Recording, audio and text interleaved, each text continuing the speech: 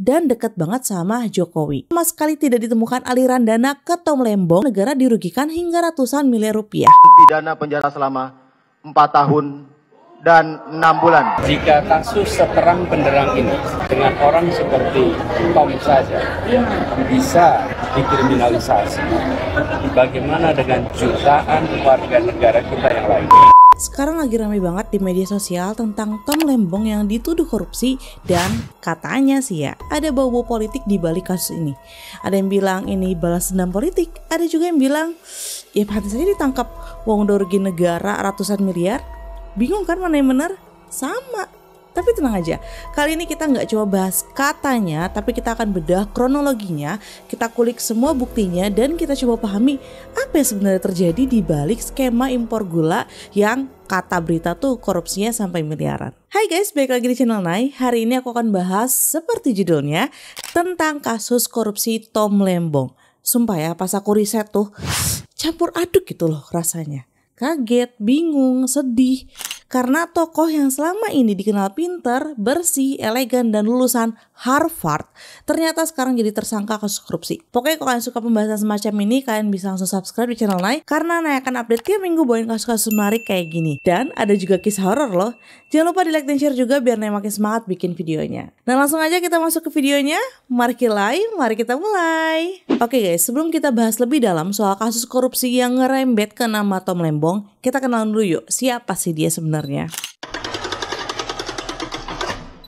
Jadi gini, Tom Lembong itu bukan nama baru di dunia pemerintahan dan ekonomi Indonesia. Bahkan dia tuh dulu kayak golden boy-nya reformasi ekonomi. Lulusan Harvard, pernah kerja di Morgan Stanley, terus balik ke Indonesia dan jadi orang penting di sektor keuangan.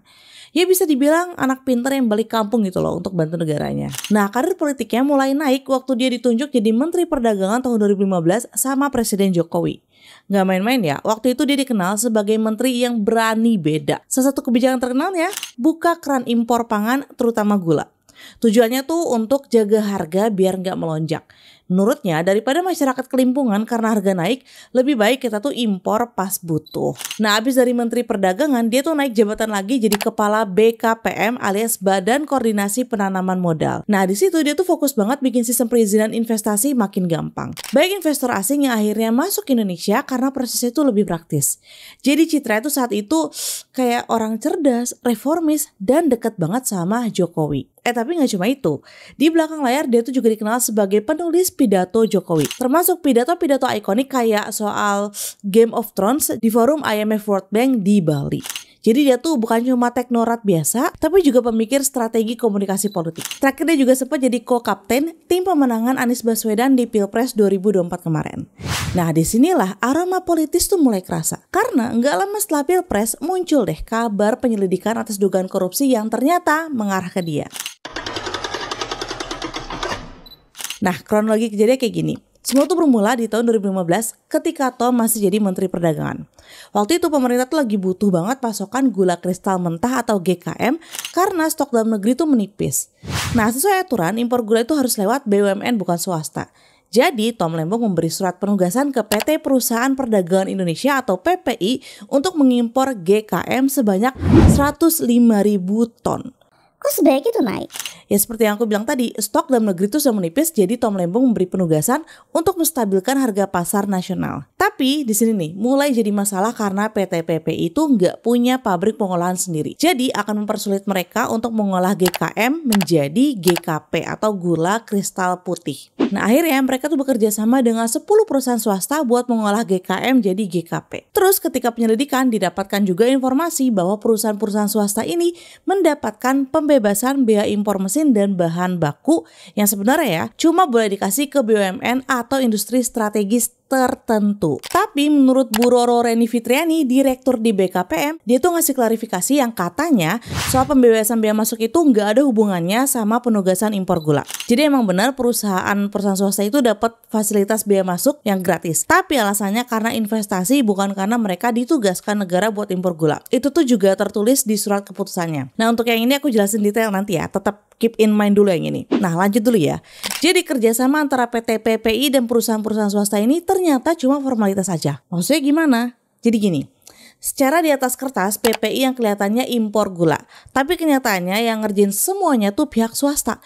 Dari beli bahan bakunya, giling gulanya, sampai jual ke pasar. Itu mereka semua swasta yang atur. PPI itu kayak cuma pinjam nama doang biar kelihatan sah. Karena yang boleh impor cuma perusahaan BUMN. Nah masalahnya gula yang dijual sama swasta ini tuh harganya di markup alias dinaikin dari harga normal. Tapi fee atau keuntungan yang PPI dapat dari kerjasama ini tuh kecil banget. Jauh dari keuntungan besar yang didapat oleh pihak swasta. Dan yang lebih parah ya, uang fee yang masuk ke negara juga nggak jelas.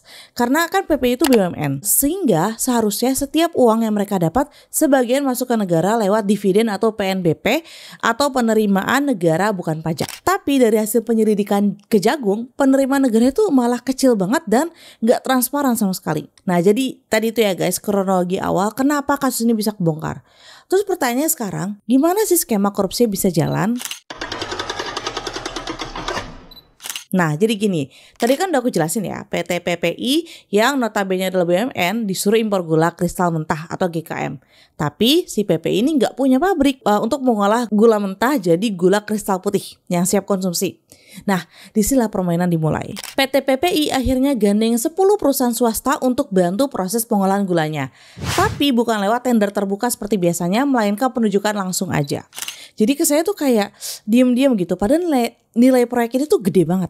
Dan yang lebih nyesek ya, ternyata perusahaan-perusahaan swasta ini menikmati fasilitas bebas bea masuk dan pajak impor untuk mesin dan bahan baku. Yang sebenarnya itu harusnya buat industri baru, bukan buat yang cuma numpang olah. Maksudnya gimana, Nay? Nih aku jelasin dulu ya. Jadi dari artikel yang aku cari dan berita-berita, secara kebijakan, perusahaan swasta ini memang bisa bebas bea impor mesin dan bahan baku. Tapi ada tapinya nih, hanya boleh untuk investasi dan pengembangan industri dalam negeri. Itu juga harus disetujui oleh BKPM atau Badan Koordinasi Penanaman Modal. Yang jadi masalah ya, perusahaan-perusahaan swasta ini sebenarnya bukan melakukan investasi industri, tapi cuma menjalankan proyek impor sementara. Udah gitu, fasilitas bebas bea masuk itu didapat bukan karena proses permohonan yang wajar, tapi karena kedekatan atau kolusi dengan pejabat terkait. Walau sebenarnya ya, tadi kan kata Ibu Roro yang udah bilang kan yang tadi itu. Tapi faktanya ya, baik dari perusahaan itu tuh cuma ikut ngolah gula untuk proyek jangka pendek, bukan untuk bikin pabrik yang jangka panjang. Nah di sini kesannya tuh jadi kayak memanfaatkan celah aturan untuk dapat untung pribadi. Gitu ya. Nah kita lanjut lagi. Nah setelah tadi itu proses pengolahan jalan, terus dijual kan, tapi harga jual gula itu di markup. Misalnya nih, kalau harga normal gula mentah itu 8.000 per kilo. Setelah diolah dan masuk ke pasaran, harga itu bisa jadi 12.000 atau sesuai HET atau harga eceran tertinggi ya, itu di Rp13.000.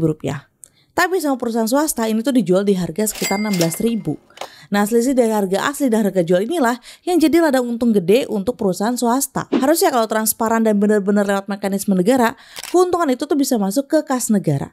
Tapi kenyataannya malah jadi cuan untuk pihak swasta. Nah PT PPI sendiri dapat fee yang mana tuh kecil banget. Per kilo dari proses itu tuh sekitar cuma 100-300 rupiah aja. Tapi hasil audit tuh bilang gak semua fee itu dilaporkan atau masuk ke negara dan transparansi soal fee ini sangatlah lemah. Gak jelas berapa persen dari total fee yang benar-benar masuk ke kas negara. Bahkan ada dugaan ya bahwa fee itu sebagian besar dinikmati oleh pihak swasta atau disalurkan ke oknum tertentu bukan untuk negara. Nah jadi si BUMN itu cuma kayak dipakai sebagai stempel legalitas gitu loh. Sementara operasional dan keuntungannya dikendalikan oleh pihak swasta. Nah itulah kenapa ini tuh disebut kayak korupsi yang transaksi formalitas doang. Jadi kalau ditarik garis besar ya, skema itu kayak gini. Izin impornya lewat BUMN yaitu PT PPI. Proses pengolahan dikuasai perusahaan swasta. Nah udah gitu gak ada lelang, jadi kayak langsung tunjuk aja kan. Nah swasta juga dapat fasilitas bea masuk gratis. Dan pihak swasta malah markup harga jual gula yang akhirnya negara tuh malah gak dapat apa-apa. Nah dari sini penyidik tuh menemukan bahwa negara dirugikan hingga ratusan miliar rupiah. Nah kerugiannya itu berdasarkan pernyataan yang ditetapkan oleh pihak pengadilan sebesar 194,7 miliar. Senai. Terus kenapa di berita-berita tuh ada yang bilang kerugiannya tuh mencapai 500-an miliar? Jadi yang benar tuh 194 atau 500 miliar? Nah, jadi gini, dalam kasus Tom Lembong, awalnya angka kerugian negara yang disebut Jaksa Penuntut Umum dan Badan Pemeriksa Keuangan dan Pembangunan BPKP itu gede banget, tembus di angka 578,1 miliar. Nah, angka itu bukan ngasal guys, tapi dari hasil audit dan kalkulasi dari berbagai komponen. Mulai dari pembebasan biaya masuk, PPN impor, markup harga gula, sampai ke keuntungan perusahaan swasta dan BUMN yang nggak masuk ke kas negara. Jadi itu kayak versi lengkap dari total kerugian negara. Tapi waktu sampai ke meja hakim, mereka tuh nggak serta-merta telan mentah-mentah semua angka itu. Hakim lebih fokus ke kerugian yang benar-benar nyata dan bisa dibuktikan secara konkret dan bisa dibuktikan seketat-ketatnya di pengadilan. Hasilnya, hakim tuh hanya mengakui sekitar 194,7 miliar yang dianggap paling valid secara hukum. Jadi angka 500 miliar yang sebelum itu semacam total potensi kerugian cenah. Jadi versi hakim tuh lebih ke angka final yang sah secara bukti dan logika hukum. Dalam keterangannya di persidangan, ahli dari BPKP jelas menyatakan bahwa dasar untuk angka kelebihan bayar sekitar Rp1.000 per kilo yang menjadi basis kerugian negara sebesar 194,72 miliar rupiah terdapat pada lampiran 8 audit BPKP. Nah mungkin ada kalian yang bingung juga kayak aku. Ini dari tadi penjelasan ya, kok kayak tidak ada menyebut nama Tom Lembong. Tom Lembong tuh dapat uang di sebelah mana dari skema ini? Kayaknya nggak ada tadi kan dijelasin. Jadi dari penyelidikan sama sekali tidak ditemukan aliran dana ke Tom Lembong baik secara langsung atau tidak langsung. Nah peran Tom Lembong dalam kasus ini menurut versi jaksa penuntut umum ya adalah sebagai pengambil kebijakan saat menjabat sebagai Menteri Perdagangan tahun 2015 di mana Tom Lembong yang menyetujui penunjukan langsung PT PPI atau CBUMN itu untuk mengimpor gula mentah dan bekerja sama dengan 10 perusahaan swasta tanpa melalui proses lelang terbuka. Nah sekarang pertanyaannya, gimana sih jalannya proses pengadilan Tom Lembong ini? Dari awal penyidikan sampai akhirnya dinyatakan bersalah yang akhirnya tuh si kasus ini jadi viral karena keputusan hakim yang bikin netizen dan pengamat politik itu confused. Kok bisa? Nah jadi setelah kasus Tom Lembong tuh resmi masuk ke tahap pengadilan di Pengadilan Tindak Pidana Korupsi Jakarta. Nah di situ tuh mulai panas semuanya. Banyak banget yang geleng-geleng kepala karena ternyata meskipun Tom gak menerima Rp1 pun dari uang hasil korupsi, dia tuh tetap divonis bersalah.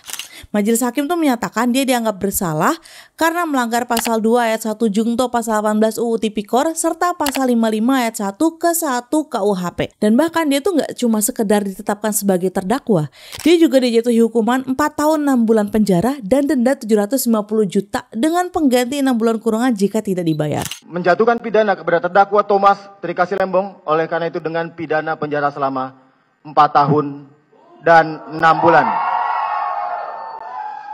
Dan pidana denda sejumlah 750 juta rupiah dengan ketentuan. Padahal kalau kita lihat ya dari fakta persidangan, gak ada satupun bukti aliran dana ke rekening Tom. Yang tadi aku bilang, gak ada gratifikasi, gak ada fee, gak ada keuntungan.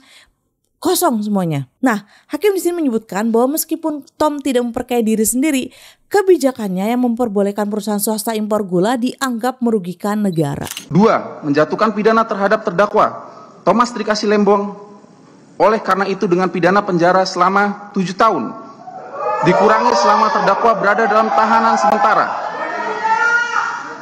dengan perintah agar terdakwa tetap ditahan. 3. Menjatuhkan pidana terhadap terdakwa Thomas Trikasih Lembong. Vonisnya itu lebih ringan dari tuntutan jaksa yang sebenarnya minta 7 tahun penjara dan denda 750 juta. Karena dia tuh dianggap tidak ada unsur niat jahat atau mens rea dan Tom tidak menikmati keuntungan langsung dari kasus ini. Tom Lembong sendiri menyatakan bahwa keputusan pengadilan itu janggal karena banyak fakta persidangan dan kesaksian ahli yang menurutnya diabaikan. Dia tuh juga merasa haknya sebagai menteri teknis itu diabaikan dan unsur kriminalnya itu tidak terbukti. Selain itu, publik, pengamat politik, sampai netizen tuh langsung bereaksi. Banyak yang bilang, ini kok kayak dipaksain banget ya. Bahkan perusahaan-perusahaan swasta yang jelas-jelas mereka tuh dapat untung gede dari praktik markup harga dan pembebasan biaya masuk tadi itu ya. Sebagian besar dari mereka tidak diproses secara hukum seintens para pejabat atau tokoh publik seperti Tom Lembong. Bahkan, baik diantaranya itu cuma disebut dalam BAP atau berita acara pemeriksaan. Tapi nggak jadi tersangka. Kasarannya ya, mereka yang cuan miliaran rupiah itu justru aman-aman aja. Aneh banget kan? Nah mungkin kan juga ada yang mikir sama kayak aku. Ini kan kejadian tahun 2015 ya. Kenapa baru diangkat ke publik di tahun 2023? Nah, Faktanya ya, penyidikan tuh emang baru dimulai Oktober 2023 oleh tim Jampitsus atau Jaksa Agung Muda Tindak Pidana Khusus setelah mengumpulkan bukti sekitar 90 saksi dan dokumen audit. Dari artikel-artikel dan berita yang aku cari, nggak ada jawaban yang berhasil menjawab mengapa baru diangkat ke publik di 2023. Karena sampai sekarang tuh nggak ada pernyataan resmi dari Kejagung yang menjelaskan alasan mundurnya penyidikan sampai 2023. Bahkan ya, karena kasus ini, mantan Menko Polhukam Mahfud MD mempertanyakan mengapa hanya Lembong yang disidik. Sementara 4 Menteri Perdagangan setelahnya yang mengeluarkan kebijakan serupa, mereka bisa melenggang tanpa tuntutan hukum.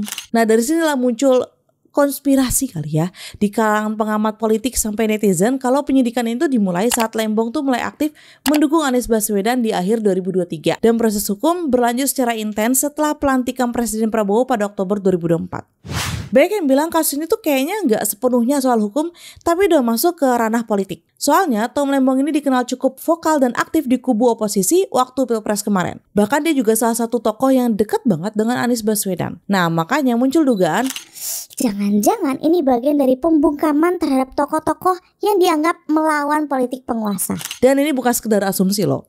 Anies Baswedan sendiri hadir waktu sidang putusan dan dia tuh sampai menyampaikan 4 poin kritis soal vonis Ketum.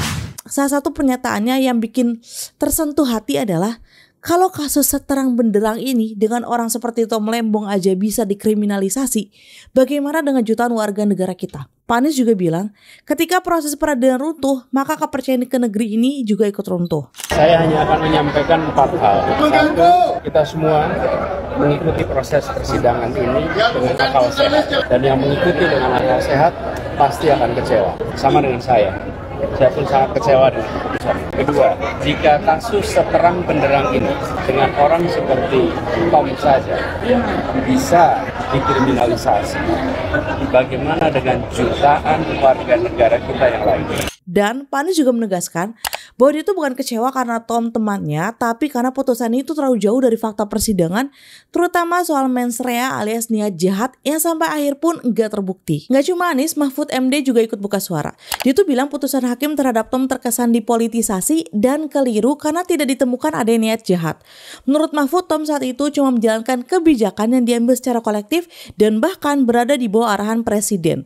Jadi kalau dihukum karena hal itu, maka harusnya banyak menteri dan pejabat negara lain yang harusnya terseret juga. Mahfud menyebut, kalau hal seperti ini dikriminalisasi, maka ini akan jadi presiden buruk untuk kebijakan publik ke depannya. Dan emang sih kalau kita pakai logika sederhana ya, Tom itu gak menikmati hasil korupsi, gak memperkaya diri, dan gak terbukti punya niat jahat, tapi dia tetap dihukum. Sedangkan yang benar-benar dapat cuan dari skema ini malah belum jelas statusnya dihukum. Netizen pun rame-rame bilang ini adalah bentuk kriminalisasi kebijakan dan berpotensi jadi alat politik untuk menakut-nakuti atau membungkam lawan politik yang terlalu vokal. So, kalau putusan seperti ini bisa terjadi ke tokoh besar seperti Tom Lembong, gimana dengan masyarakat biasa kayak kita? Gimana para birokrat baik yang pengen bikin inovasi tapi takut dihukum karena ada celah prosedur? Ini tuh bukan cuma soal satu orang yang divonis, tapi soal masa depan hukum dan kebijakan publik di Indonesia. Terus saat ini gimana nih statusnya? Jadi setelah putusan ya, Tom Lembong tuh resmi mengajukan banding melalui tim hukumnya ke Pengadilan Negeri Jakarta Pusat pada tanggal 22 Juli 2025.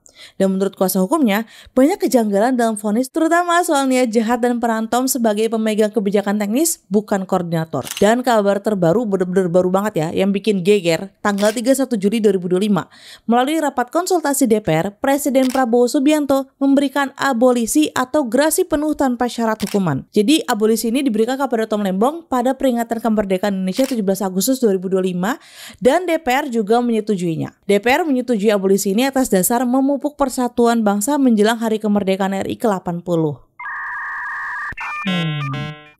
Nah, abolisi itu apa sih? Abolisi itu kayak apa ya? Istilahnya penghapus dosa gitu ya, versi hukum yang cuma bisa dikasih sama presiden. Jadi kalau seseorang sudah dinyatakan bersalah dan dihukum oleh pengadilan, terus dia tuh dapat abolisi dari presiden, semua proses hukumnya dianggap nggak pernah terjadi. Nama dia bersih lagi seolah-olah nggak pernah punya kasus. Dan dengan adanya abolisi ini artinya Tom Lembong tidak jadi di penjara. Dan tentu saja abolisi ini memicu berbagai reaksi dari netizen. Sebagian merasa ini tuh emang bentuk rekonsiliasi nasional dan pengakuan bahwa vonis kasus yang kemarin itu emang kontroversial. Dan menurut mereka tuh abolisi merupakan jalan terbaik agar suasana politik tuh kembali stabil. Tapi ada juga masyarakat yang merasa, kok bisa sih ngubah-ngubah hukum seperti ini, dipermainkan gitu hukumnya. Atau ada juga yang bilang kayak, jangan-jangan presiden tuh cuma mencari simpati rakyat dengan mencoba jadi pahlawan kesiangan. Banyak yang memunculkan kembali meme ini.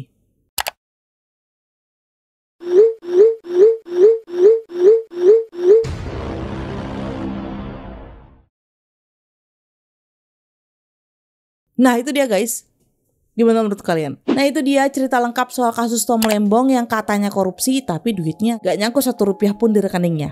Dari awal kebijakan impor gula, dugaan penyalahgunaan wewenang, sampai vonis pengadilan yang bikin netizen dan para pengamat tuh istighfar kali ya. Kok kalian tim yang setuju kalau ini adalah kesalahan dari Tom Lembong atau tim yang merasa ini kayaknya jebakan politik aja deh? Yang pasti pokoknya terlepas dari kita pro atau kontra, semoga proses hukum ke depannya tuh bisa lebih transparan, objektif dan adil. Karena kalau orang kayak Tom Lembong aja bisa dihukum tanpa bukti uangnya masuk gitu ya, kita semua tuh bisa kena hanya karena bikin keputusan yang gak disukai penguasa. Ngeri-ngeri sedap kan?